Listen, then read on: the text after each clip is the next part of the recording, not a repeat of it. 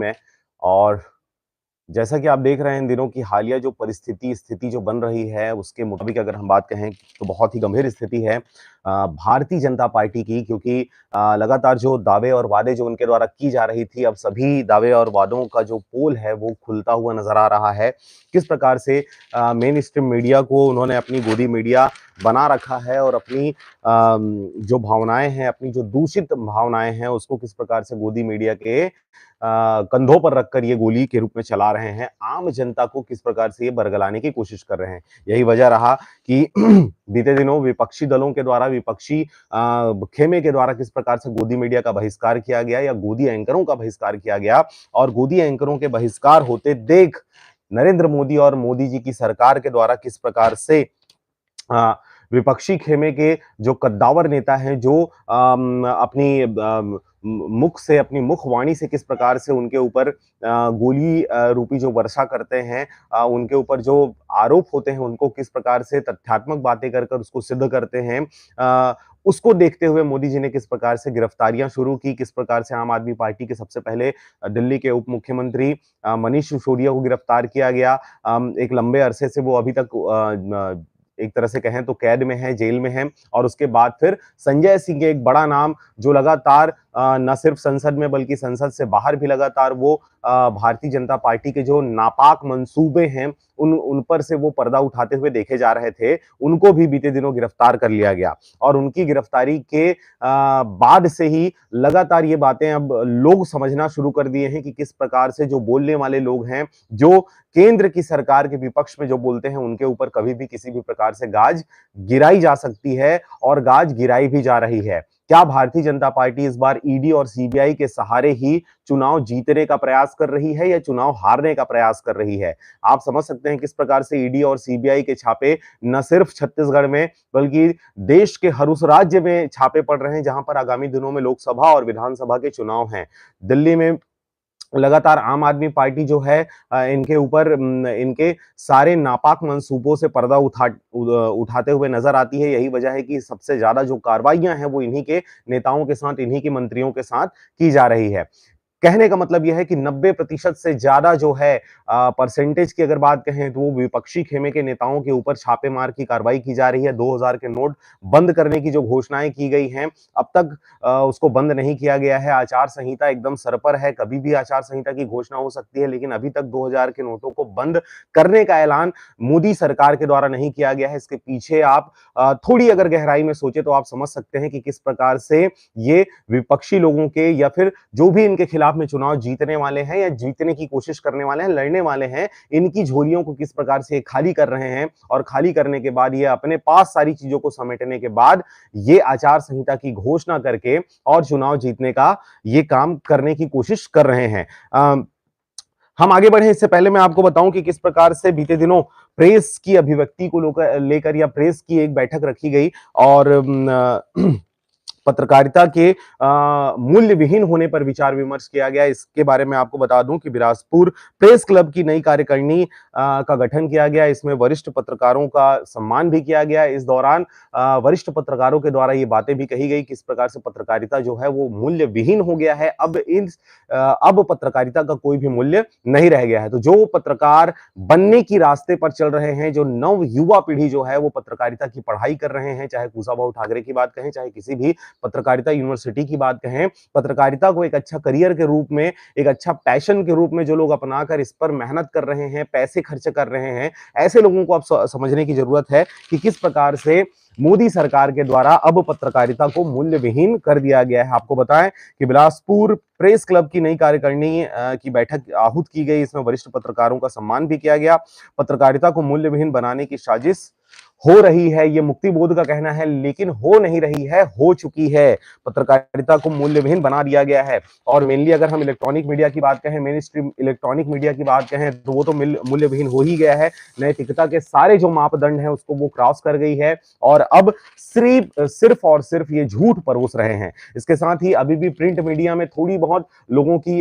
जो आस्था है, भरोसा है, वो अब प्रिंट मीडिया के सहारे चल रही है, क्योंकि प्रिंट मीडिया अभी तक पूरी तरीके से गोदी नहीं बनी है। यही वजह है कि यहाँ पर जो है प्रिंट मीडिया को थोड़ा-सा लोग तवज्जो दे रहे हैं। इसके साथ ही आगे बढ़ते हैं। आपको बताऊँ कि किस प्रकार से प्रेस की अभिव्यक्ति पर अंकुश लगाने की तमाम कोशिशें इनके द्वारा की जा रही है। अभी मेन स्ट्रीम मीडिया, जो गोदी मीडिया है, इनके सहारे किस प्रकार से ये झूठ परोस रही है, चाहे वो चीन के मसले की बात कहें, चाहे वो आंतरिक कलह की बात कहें, किस प्रकार से ये झूठ परोस रहे हैं। जब ऐसी स्थिति बनी तो विपक्षी खेमे ने एक गठबंधन बनाया और गठबंधन बनाकर इन गोदी पत्रकारों का बहिष्कार किया और गोदी पत्रकारों के बहिष्कार करते ही, चूंकि आज का दौर डिजिटल दौर है और इस दौर में जो पत्रकारिता है वो हकीकत में सोशल मीडिया पर ही आप देख सकते हैं। तो सोशल मीडिया पे सच्ची बातों को मुखरित करने वाले जो पत्रकार हैं, अब इन पत्रकारों के ऊपर भी गाज गिरनी शुरू हो गई है और यही वजह है कि बीते दिनों 8 से अधिक पत्रकारों की गिरफ्तारी करते हुए लगातार इनसे 10-10 घंटे तक पूछताछ की गई और अंततः शाम रात में इनको छोड़ा गया, दूसरे दिन इनको फिर बुलाया गया और अब इनको न्यायिक हिरासत में लेकर अब इनसे पूछताछ की जा रही है। कई लोगों को 10-10 दिनों तक, जैसे अभिषार शर्मा की बात कहें तो 10 दिनों की न्यायिक हिरासत में इनको ले लिया गया है। ये बात अलग है कि सुप्रीम कोर्ट ने फटकार लगाते हुए आपका मोदी सरकार है उनको फटकार लगाते हुए ये बातें कही है कि जिनकी गिरफ्तारियां आपने की है, चाहे वो मनीष सिसोदिया की बात कहें, चाहे संजय सिंह की बात कहें, इन पर आपकी गिरफ्तारी जो है वो संदेहास्पद है क्योंकि अभी तक आपने कोई तथ्यात्मक जो सबूत हैं वो सबूत आपने पेश नहीं किया है। आपने किसी एक व्यक्ति को जो है वो सरकारी गवाह बनाते हुए, दबावपूर्वक गवाह बनाते हुए, जो बीते 2-3 महीनों से जेल में हैं, उन उसको गवाह बनाते हुए उसके बयान के आधार पर आपने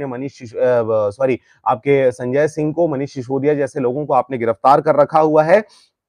ये बातें सुप्रीम कोर्ट ने स्वयं कही है। इस दौरान आपको बताएं कि किस प्रकार से मोदी विरोधियों को जेल भेजने की तैयारी नहीं, बल्कि मोदी विरोधियों को जेल भेजा ही जा रहा है और इसी के आधार पर इस बार भारतीय जनता पार्टी जो है वो चुनाव जीतने का प्रयास कर रही है। ये तो आगामी दिनों में पता चलेगा कि चुनाव जीतने का प्रयास हो रहा है या फिर चुनाव हारने की ओर ये आगे बढ़ रहे हैं। इस दौरान जो प्रेस के जो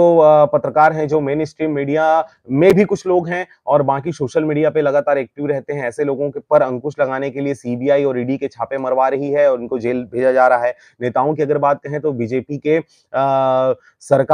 सरकार के द्वारा विपक्षी खेमे के नेताओं को किस प्रकार से जेल भेजने की साजिश की जा रही है, चाहे वो हम संजय सिंह की बात कहें, आम आदमी पार्टी के नेता, उसके सांसद हैं, और इसके साथ ही उप मुख्यमंत्री मनीष सिसोदिया की बात कहें, इस प्रकार से बहुत सारे राजनेता हैं जिनको जबरदस्ती इनको जेलों में भरकर इनकी आवाजों को दबाने की कोशिशें की जा रही है। इसके साथ ही अब जो ईडी और सीबीआई का जो निशाने पर है वो केजरीवाल नजर आ रहे हैं अगली जो कड़ी में, अगर हम बात कहें, क्योंकि अब तक इन्होंने जो सीबीआई और ईडी ने जो अपना चार्जशीट जो फाइल किया है उसमें इन बातों का जिक्र मिलता है कि कहीं ना कहीं जो पैसों का लेन देन हुआ है शराब घोटाले को लेकर, तो उसमें आम आदमी पार्टी की बातें सामने आ रही है। तो आम आदमी पार्टी के जो संयोजक हैं वो केजरीवाल हैं और कहीं ना कहीं केजरीवाल पर गाज गिरने की संभावना दिख रही है, क्योंकि इनकी मंसूबे तो वही हैं कि जो लोग मुखरित हो रहे हैं बीजेपी के खिलाफ में उनको सबसे पहले अरेस्ट करके अंदर डाला जा सके, ताकि जो ये झूठ परोस रहे हैं गोदी मीडिया के सहारे, वो झूठ को लोगों के दिमाग में डालकर उसको सच्चा साबित किया जा सके। इस दौरान आपको बताएं कि छत्तीसगढ़ में भूपेश बघेल के ऊपर गाज गिरने वाली है। भूपेश बघेल की गिरफ्तारी भी संभव है क्योंकि उनके ऊपर भी नाना प्रकार के आरोप प्रत्यारोप लगाए गए हैं। चुनाव नजदीक है, आचार संहिता की घोषणा कभी भी हो सकती है, जिसके मद्देनजर अब चूंकि डंके की चोट पर इनके ऊपर आरोप प्रत्यारोप लगाए जा रहे हैं, तो इस दौरान ये कहा जा सकता है कि कभी भी ईडी और सीबीआई के छापे जो हैं, और न सिर्फ छापे बल्कि इनकी भी गिरफ्तारी कभी भी संभव है। इस दौरान अगर देश की बात कहें तो किस प्रकार से चीन की बातों को केंद्र सरकार जो है वो छुपा रही है। केंद्र जो है अब अपने गोदी मीडिया के सहारे इन चीजों का प्रचार कर रही है कि जो लोग महाकाल के दर्शन के लिए चीन के रास्ते से वहां जाया करते थे, अब उनको चीन के दहलीज को पार करने की आवश्यकता नहीं होगी, अब भारत से दर्शन होंगे। कहने का मतलब यह है, खबर को पॉजिटिव रूप में आपको दिखाया जा रहा है, परंतु चीन ने सीधे सीधे बहिष्कार कर दिया है कि भारत के लोगों को अब हम अपने रास्ते से जाने नहीं देंगे। आपके तीर्थ स्थल चाहे कितनों भी इंपॉर्टेंट क्यों ना हो, हम अपने जगह के तीर्थ स्थलों को आपको दर्शन करने का अधिकार नहीं देंगे। यही वजह है कि अब नरेंद्र मोदी की सरकार के द्वारा अब उत्तराखंड से ही हमारे भारत की धरती पर अंतिम बॉर्डर पर चीन और या कहें तिब्बत और भारत के बॉर्डर पर खड़े होकर आपको दूर से 50 किलोमीटर दूर से महाकाल के दर्शन आपको करने होंगे। इसको भी बहुत पॉजिटिव रूप में गोदी मीडिया जो है वो परोस रही, जबकि हकीकत यह है कि आपको बहिष्कृत कर दिया गया है, आपके दाल वहां पर नहीं गल रहे हैं। इसके साथ ही आपको बताएं कि किस प्रकार से लगातार चीन जो है वो घुसपैठिया नीति को अपना रहा है। सरकार उसके सामने एकदम से नतमस्तक है। तीर्थ स्थलों तक जाने पर पाबंदियां लगा दी हैं चीन ने। भारत से होगा भोलेनाथ का दर्शन, इस प्रकार की खबरें निकलकर सामने आ रही हैं। हार की डर से हो रहा नौ निर्माणों में तेजी, ये एक इंपॉर्टेंट मुद्दा है कि किस प्रकार से आप देख रहे हैं। आपने खुद एनालाइज किया होगा कि किस प्रकार से कांग्रेस के शासनकाल में और भारतीय जनता पार्टी के शासनकाल में एक चीज जो है वो देखने को विशेष रूप से मिल रही है कि किसी भी चीज की निर्माण जो कार्य है उसमें गति भारतीय जनता पार्टी के कार्यकाल में देखी जा रही है। चाहे वो मंदिरों के निर्माण की बात कहें, सरकारी भवनों के निर्माण की बात कहें, ग्राउंड के निर्माण की बात कहें, सड़कों के निर्माण की बात कहें, किसी भी प्रकार का जो निर्माण कार्य हो रहा है इन दिनों भारतीय जनता पार्टी के शासनकाल में ये काफी तेजी से हो रहा है। जबकि कांग्रेस के समय की अगर बात कहें तो बहुत लेट से ये पास होते थे, बहुत लेट से टेंडर जारी होते थे, ठेकेदार जो है बहुत धीमी गति से काम करते थे और दसियों साल के बाद फिर उनके निर्माण जो है वो पूरे होते थे। लेकिन भारतीय जनता पार्टी में ये विशेष रूप से देखा जा रहा है कि सड़कों का जाल जो है रातों रात लंबी लंबी सड़कें बना दी जाती है, रातों रात संसद भवन जैसे बड़े बड़े इमारत जो है वो खड़े कर दिए जाते हैं। किस प्रकार से राम मंदिर के निर्माण में तेजी देखी रही है। इस प्रकार से देश में विभिन्न हिस्सों इस प्रकार की चीजें जो है वो बहुत ही त्वरित निर्माण जो है वो कराई जा रही हैं। वजह समझिए, जिस काम को जितनी तेजी से किया जाएगा उस काम में उतनी ही गुणवत्ता विहीन होने की जो है वो चीजें उसमें हाईलाइट होता है। मतलब आप समझ सकते हैं कि जिसको जितना तेज गति से किया के साथ ही उसमें खराबी आएंगी, बहुत जल्दी वो खराब होगा और बहुत जल्दी खराब होगा तो उसको फिर से टेंडर जारी किया जाएगा उसको मरम्मत करने के लिए। दूसरी बात यह है कि जब किसी कार्य को बहुत तेजी से करना है तो आपको टेंडर भी ऊंचे ऊंचे दामों पर आपको करना होगा। बहुत बड़े बड़े जो ठेकेदार होते हैं उनको आपको हायर करना होगा। इसके वजह से जो 100 करोड़ के काम होते हैं वो 200 करोड़ और 250 करोड़ पहुंच जाते हैं। आपने निर्माण बहुत तेज तो करवा लिया, खराब भी बहुत जल्दी होगा और खराब होने के साथ साथ आप उसको जीर्णोद्धार करने के लिए फिर से 50 लाख 1 करोड़ का जो सेंक्शन होना था उसमें फिर से आप 2 करोड़ 2.5 करोड़ रुपए आप फिर से उसमें क्या है सेंक्शन करेंगे। इससे सरकार को भ्रष्टाचार करने के नित नए जो विधि है या नित नए जो सब्जेक्ट जो होते हैं, इनके पास जो बहाने होते हैं वो इनके सामने होता है। तो इन चीजों को भी आप समझें किस प्रकार से सड़कों का जाल बिछाया जा रहा है, मंदिरों का निर्माण करवाया जा रहा है, मूर्तियों के चुनाव अभी जो है महंगाई किस प्रकार से आप देख रहे हैं। मुद्दे ये होने चाहिए किस प्रकार से महंगाई अभी कम करनी है। ये बात अलग है कि बड़ी बड़ी घोषणाएं जो है वो अभी मोदी जी के द्वारा की जा रही हैं, लेकिन इन घोषणाओं में कितनी सच्चाई है और वो घोषणाएं जो की जा रही हैं वो क्या हितकर है ये तो आपको ही समझना होगा। दूसरी बात, व्हाट्सएप कहें या यूट्यूब कहें या फिर ट्विटर कहें जिसको अब एक्स के नाम से जाना जाता है, टेलीग्राम कहें, सोशल मीडिया पे किसमें जा रहा हूं, सरकार ने एक्स, यूट्यूब, टेलीग्राम को बाल उत्पीड़न सामग्री हटाने को नोटिस दिया है। जैसा कि आप जान रहे हैं किस प्रकार से मोदी सरकार के द्वारा महिला आरक्षण को लेकर विधेयक पेश किया गया, लोकसभा राज्यसभा दोनों जगह से पास करवाया गया। महिलाओं के आरक्षण को लेकर कितने ढोल ताशे नगाड़े बजाए गए और नाना प्रकार के प्रचार प्रसार करते हुए महिलाओं को वोट बैंक के रूप में यूज करने की कोशिशें की गई। ये बात अलग है कि मणिपुर का हिंसा आप कभी नहीं भूल सकते, किस प्रकार से महिलाओं के साथ लगातार अत्याचार हो रहा है। चाहे हम खिलाड़ियों की बात कहें, लगातार धरने पे आंदोलन पे बैठने के बाद ही अब तक उनको न्याय नहीं मिल पाया। अगर हम ब्रिजभूषण शरण सिंह की बात कहें तो अभी तक उनको गिरफ्तार नहीं किया गया। अब तक महिला जो खिलाड़ी हैं उनको न्याय नहीं दिया गया। बावजूद इसके इन्होंने महिला उत्पीड़न को लेकर एक बयान दिया है और गोदी मीडिया में इस चीज को प्रसारित किया गया। आपको बताएं कि सरकार ने सोशल मीडिया मंच यानी एक्स